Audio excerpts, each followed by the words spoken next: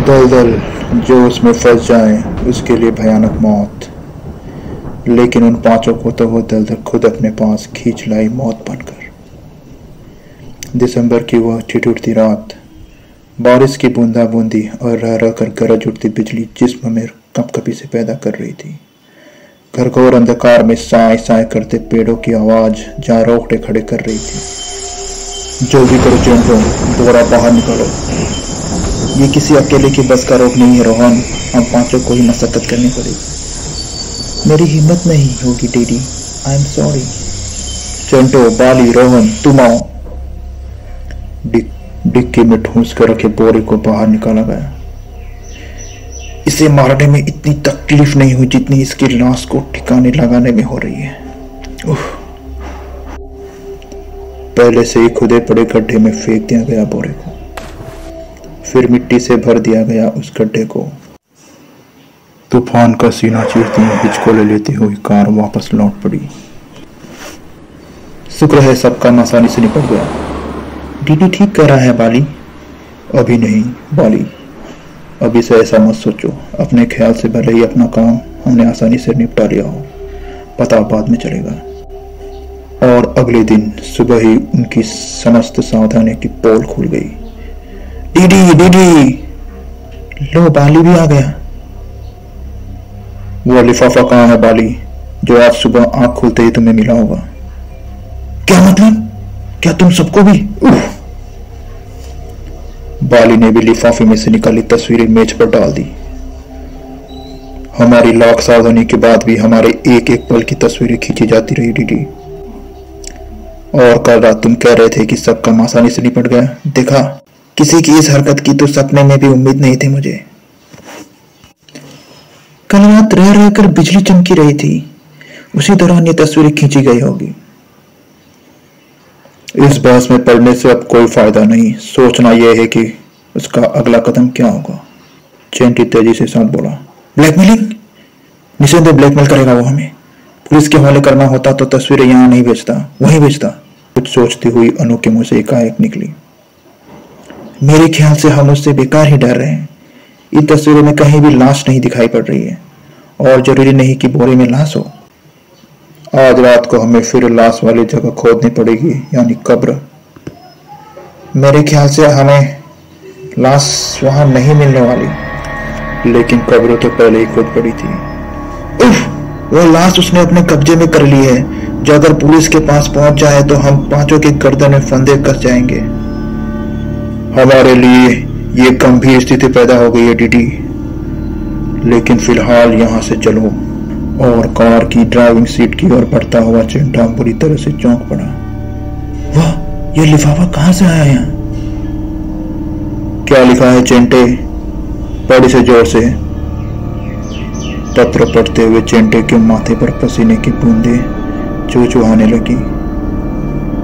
लाश मेरे कब्जे में है। लाश की वापसी की कीमत की पहली किस्त बाली के हाथों की तस्वीर। बाली के चेहरे का रंग उड़ गया। चेंटे ने आगे बढ़ा। 2 घंटे बाद यहां से उत्तर की ओर काली दलदल में उंगलियों को रोहन लाकर फेंकेगा। अगर ऐसा न हुआ तो अगले दिन एक शानदार तोहफे के लिए तैयार रहना। पत्र पढ़ते ही सबकी बुद्धि उलट गई। बाली भेड़िए के समान कुर्रा पड़ा। दलदल के नीचे यह क्या ना हुआ? दलदल के नीचे सारा उल्लू का पट्टा अगर सामने पड़ जाए तो जिस्म की बोटी बोटी अलग कर दूं। लेकिन फिलहाल तो उसने तुम्हारे हाथों के 10 उंगलियों की डिमांड की है बाली। और जिस तोहफे का जिक्र उसने किया है वह लाश के सिवा दूसरा कोई नहीं हो सकता, जो वह अपनी डिमांड पूरी न होने की स्थिति में किसी भी पुलिस स्टेशन पर पहुंचा देने वाला है। सिकुड़ गई बाली की आंखें। तो चेंटा का स्वर गंभीर हो उठा। उसकी डिमांड हमें पूरी करनी होगी। क्या बकते हो चेंटे? हम सबकी गर्दनें बचाने के लिए तुम्हें अपनी उंगलियों रोहन को देनी होगी बाली। पागल हो गए हो क्या तुम भी डीडी? आतंक से फट पड़ा बाली। और ये तुम चारों ने मुझे घेर क्यों लिया है? ताकि तुम भाग न जाओ बाली। समझने की चेष्टा करो बाली, हम मजबूर हैं। अचानक दहशत से कांपता हुआ बाली भला किसी तेजी के साथ झपट पड़ा उन पर। नहीं, मेरे साथ ऐसा नहीं कर सकते तुम। उफ, चीख पड़ा डीडी। चंटे रोक उसे, चंटे रोक उसे, रुक जा बाली। रोहन ने लपक लिया उसे। हम सबको मुसीबत में छोड़कर भाग रहा था बाली। दोनों गुत्थम गुत्था हुए नीचे गिर पड़े। इसे छोड़ना मत रोहन। आनंद फानंद में ही चारों ने मिलकर बुलंदा बांध दिया उसका। चंटे जल्दी कर, काट उंगलियां। बिजली किसी तेजी के साथ नीचे आया चंटे के हाथ में थमा गंडासा। गंडासा एक बार बनाया और बाली के मुंह से निकलने वाली चीख से थर्रा उठी सबके साथ। दर्द की अधिकता के कारण होश खो बैठा बाली और एक पल के लिए जैसे सब भूतों में बदल गए। सर्वप्रथम डीडी ने अपने होश संभाले। रोहन, बाली की 10 उंगलियों को उठाकर एक रुमाल में बांध लो। लेकिन बाली का क्या होगा? कार में से एक फर्स्ट एड बॉक्स निकालकर इसकी ड्रेसिंग कर दो। न जाने क्यों बाली की उंगलियां एकत्रित करते समय रोहन के हाथ थर थर कांप रहे थे। चेंटे ने बाली के हाथ की ड्रेसिंग करके उसे कार की पिछली सीट पर डाल दिया। रोहन, बाली की उंगलियां लेकर अब तुम्हें काली दलदल पहुंचना है। लेकिन अगर दलदल के नीचे ने मुझ पर जानलेवा हमला कर दिया तो? उसके लिए गंडासा अपने कपड़ों में छिपा कर रखो। हम तुम्हारा यही इंतजार करेंगे रोहन। केवल 10 मिनट बाद रोहन लौट आया। उंगलियां काले दलदल में फेंकने के बाद मैं एक पल भी वहां नहीं रुका। रुकता भी कैसे, हर पल मौत से झपटती लग रही थी मुझ पर। उसके बाद वे वापस लौट पड़े और लौट पड़ा था वो साया भी जिसकी आंखों में थी एक खौफनाक चमक और दिल में थी नफरत ही नफरत। 2 दिन बाद बाली को होश आया तो वो अपने दुर्दशा देख पागल सा हो गया। लेकिन हम सबकी जान बचाने का यही एक उपाय था बाली, सिर्फ यही एक। नहीं। और तीसरे दिन डीडी को डाक से मिले उस पत्र ने उसके छक्के छुड़ा दिए। रोहन की जीप की डिमांड की है इस बार उसने। मेरी जीप, उफ, जीप। आतंक से पीला पड़ गया रोहन का चेहरा। मैं अपनी जीप नहीं दूंगा। उसने सिर्फ 1 घंटे में जीप काली दलदल में फेंकने का समय दिया है, वरना वो लाश का तोहफा। भयानक अट्टहास कर उठा बाली। नहीं, जीप तो तुझे देनी ही पड़ेगी रोहन। कुत्ते की तरह टूट पड़े सब रोहन पर। चेंटे मुंह खोल इसका। नहीं। डीडी ने चाकू के एक ही झटके से काट डाली जीप रोहन की। जीप काली दलदल में फेंकने का काम इस बार चेंटे को करना है। जरूर करूंगा। डीडी के फार्म हाउस से कार लेकर निकल पड़ा चेंटा। Check post. रुको। और ये क्या है? कुछ नहीं। जेब में रखी उस वस्तु को देखते ही इंस्पेक्टर की समस्त नसें झंझना उठी। जीप! बाज की तरह झपट ली जीप चेंटा ने और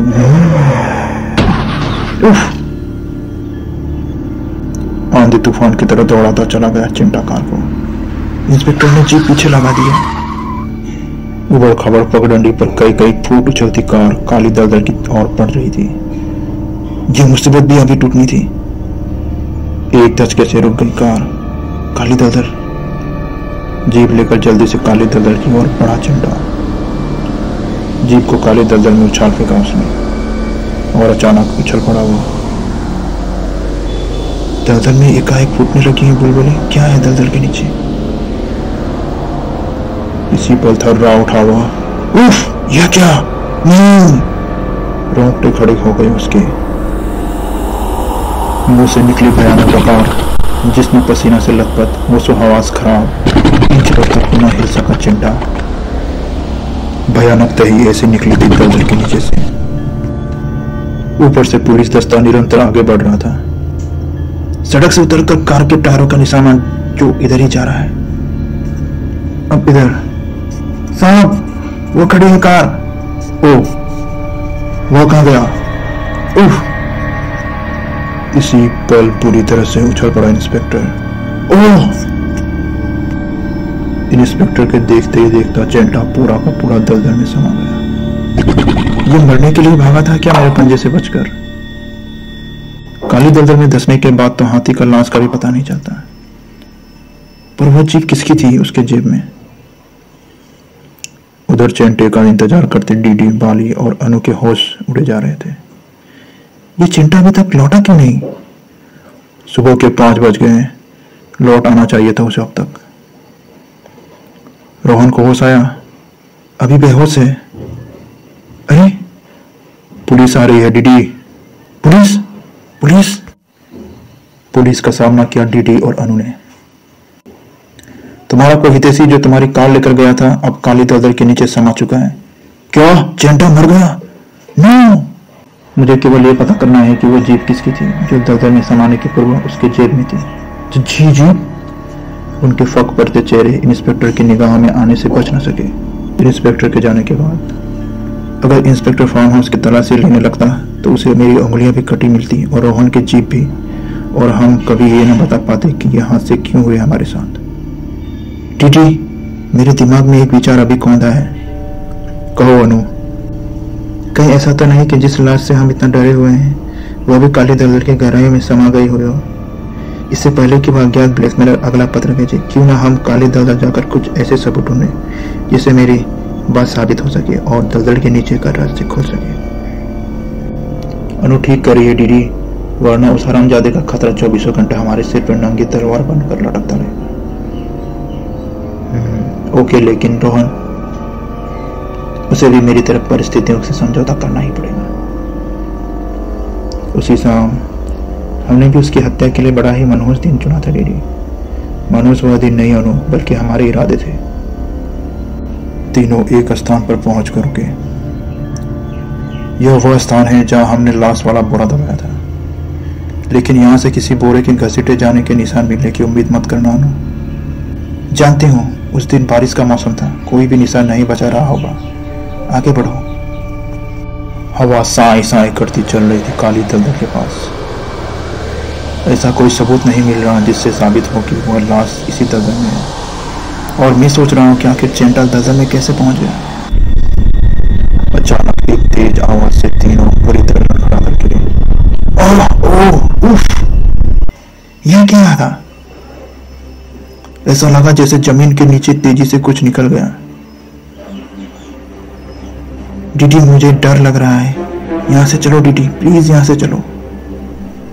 जमीन के नीचे से वाकई कुछ निकल गया, जो कि निकल कर आया था दलदल के नीचे से।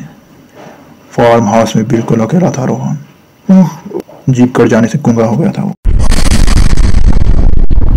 जीप कट जाने के एहसास से पागल सा हो उठा रोहन। अपने बाल नोच डाले उसने। ठीक इसी पर दहशत से सवार हो गई उस पर। आंखें देख रही थी एक विचित्र घटना। कमरे में जैसे भूकंप आ घुसा था। इधर हलक फाड़ कर चीखने का प्रयत्न व्यर्थ गया उसका। भूकंप में ज्वालामुखी का रूप धर लिया। रोहन की मौत की चटनी बदल गई। ठीक उसी पर बाहर आकर रुकी डीडी की कार से बाहर निकलती पूरी तरह से लौट आ गई थी। तीनों संभल कर खड़े हुए। ये तो वही दलदल वाला झटका था डीडी। डीडी, यह सब क्या था डीडी? मेरी तो खुद बुद्धि उलट गई है। फिर रोहन का ध्यान आते ही सब तेजी के साथ आगे बढ़े। रोहन को अब तक होश आ गया होगा, और मैं सोच रहा हूँ कि दलदल से चली हुई वो भूकंप या झटका कहीं यहाँ कोई प्रलय तो नहीं मचा गया कहीं। रोहन, डीडी प्लीज चुप रहो। फिर भीतर पहुंचते ही अनु की चीख से पिटी हुई मारा। रोहन, मुझे इसी बात का डर। ये सब कैसे हुआ? ये सब उसी झटके की बदौलत हुआ है बाली, जो जल्द से चला और रोहन को समाप्त कर वापस लौट गया। इसका मतलब फिर चेंटू भी इसी झटके का शिकार हुआ होगा। आतंकित सी अनु चीख पड़ी। लेकिन यह झटका है क्या भला? डीडी और बाली दोनों के पास इस प्रश्न का कोई उत्तर नहीं था। तीनों रोहन के कमरे से बाहर निकल आए। अब इस लाश का क्या करेंगे? इसे तुरंत ठिकाने लगाना होगा। अगर उस इंस्पेक्टर को इस लाश की भनक लग गई तो वो गड़े मुर्दे उखाड़ डालेगा। अनु, तुम मेरे साथ आओ। डीडी ने अनु की मदद से लाश नीचे उतारी। रोहन की लाश की भयानक सूरत देखकर अनु को झुरझुरी होने लगी। डीडी, इस प्रकार की हत्याएं केवल प्रेतात्माएं कर सकती हैं। मैंने तुमसे राय मांगी थी क्या अनु? लाश को कार के डिक्की में डाल दिया गया। आओ अनु, बैठो। अनु कार में आ बैठी।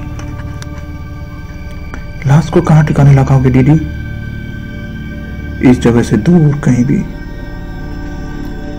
कार के पीछे ही वह तूफान भी चल पड़ा था। जमीन के नीचे नीचे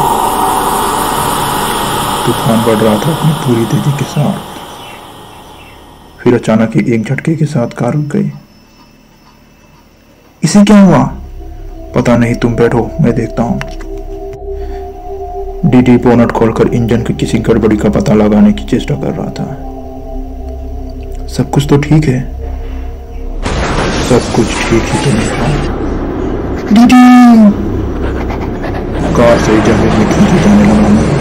ओह माय गॉड! डीडी बचाओ! डीडी के देखते ही देखते कार अनु से जमीन में समा गई। भूत की तरह लड़खड़ा कर गिरा डीडी। Oh no! अंडरग्राउंड तूफानी झोंका तेजी से निकल गया। बाली बेगरता के साथ इंतजार कर रहा था डीडी तथा अनु के लौटने का। चिंटा और रोहन की हत्याएं क्या सचमुच प्रेतात्माओं ने की होगी? इसी पर भड़ाक से और कौन हो तुम? मुझे नहीं पहचाना कुत्ते। दलदल के नीचे को भूल गया तू? दलदल के नीचे? तुम वो लेटर भेजने वाला ब्लैकमेलर हो? उसे पहचानकर बुरी तरह से चौंक पड़ा था बाली। आगंतुक गला फाड़कर एक बद्दी हंसी हंसा, फिर खतरनाक ढंग से गुर्राया। बाली, अगर मैं यहां तेरा गला दबा दूं तो तू कुछ भी नहीं कर सकता। नहीं, लेकिन मैं तुम्हें ऐसे नहीं मारूंगा बाली। वह तो एक आसान मौत होगी। तुझे तो एक भयानक मौत मरना है बाली। नकाबपोश मुड़ा और भड़ाक की आवाज के साथ दरवाजा वापस बंद हो गया। नहीं! आतंकित सचेतता चढ़ गया बाली। खोलो, दरवाजा खोलो, कोई है? डीडी, अनु, कोई है? कोई है? नकाबपोश भी न जाने कहां गायब हो चुका था। तूफान ने बाली के कमरे का रुख कर लिया था। मौत की आहट ने पागल कर दिया बाली को। नहीं, बचाओ, रोको इसे, रोको। फट पड़ा तूफान। नहीं! हवा के झोंके के समान डीडी ने कमरे में प्रवेश किया। बाली, बाली, बाली, डीडी, बाली, मैं आ रहा हूं बाली। बाली को रोक पाने की यह पहली व आखिरी कोशिश भी व्यर्थ गई डीडी की। फर्श पर मुक्के बरसाता चीख पड़ा डीडी। नहीं, कौन हो तुम? कौन हो तुम? जवाब तुरंत मिला डीडी को। दिल जैसे उछलकर हड़प में आपस आ उसका। नस नस तन गई। सूखे पत्ते से कांपती डीडी के होश हवास उड़ गए। मौत एक ठोस हकीकत है जिसकी जिस रूप में आनी है वह जरूर आएगी, किंतु फिर भी मौत को सामने देख इंसान उससे बचने के लिए क्या नहीं करता। नहीं, तू मुझे नहीं मार सकती डायन। मैं भाग जाऊंगा। तू मुझे नहीं पकड़ पाएगी। अंधाधुंध भागा डीडी। बादलों की भयानक गड़गड़ाहट चीखे तक दम तोड़ गई थी उसकी। भागा भागा भागा और फिर अचानक एक ठोकर खाकर नीचे गिरा। उठा तो और भी बुरी तरह से उछल पड़ा। तुम कौन हो तुम? बाली के भयानक सिर की जगह नजर आया उस नकाबपोश। तुझे अपना परिचय देना मैं जरूरी नहीं समझता हरामजादे। तेरे लिए इतना बता देना ही बहुत होगा कि वो बोरा मैंने ये वहां से गायब किया। तुम कमीने कुत्ते! नकाबपोश पर झपट पड़ा डीडी। उसी पर नकाबपोश के उस घूसे ने डीडी के मस्तिष्क के समस्त तार एक साथ झंझना दिए। पागल कुत्ते की मौत मरेगा तो डीडी। बता, किसकी लाश थी वो जिसे बोरे में बंद करके दफना दिया था तुम पांचों ने? वो लाश तुम्हारे 4 साथियों को बेरहमी से मार चुके हैं डीडी। बता कौन थी वो? और हताशा सा चीख पड़ा डीडी। वो लाश मेरी पत्नी गीता की थी, जिससे दहेज के नाम पर कुछ हासिल नहीं हुआ था मुझे। सेठ मोटिया की बिगड़ी हुई ड्रग एडिक्ट लड़की अनु से शादी करके मैं उससे जायदाद पाना चाहता था। तो फिर चेंटे के दिखाए रास्ते पर चलो डीडी। इसके लिए तुम्हें अपनी पत्नी गीता को रास्ते से हटाना होगा। मैं हटा दूंगा उसे रास्ते से आज रात को। हमने उस रात मार डाला उसे। तेरा मरना जरूरी है, तभी हम पांचों दौलत के खेल सकेंगे। लेकिन तुमने लाश गायब कर दी। वो लाश कहाँ है? मुझे उसके पास ले चलो, मैं अपने पापों की क्षमा मांग लूंगा गीता से। वो लाश वही है डीडी, उस काली दलदल में। मैं तो लाश का विधिवत क्रियाक्रम करना चाहता था, लेकिन लाश खुद ही चिता से उड़कर दलदल में जा गिरी। यह सुनते ही डीडी दलदल की ओर भागा। गीता, मुझे माफ कर दो गीता।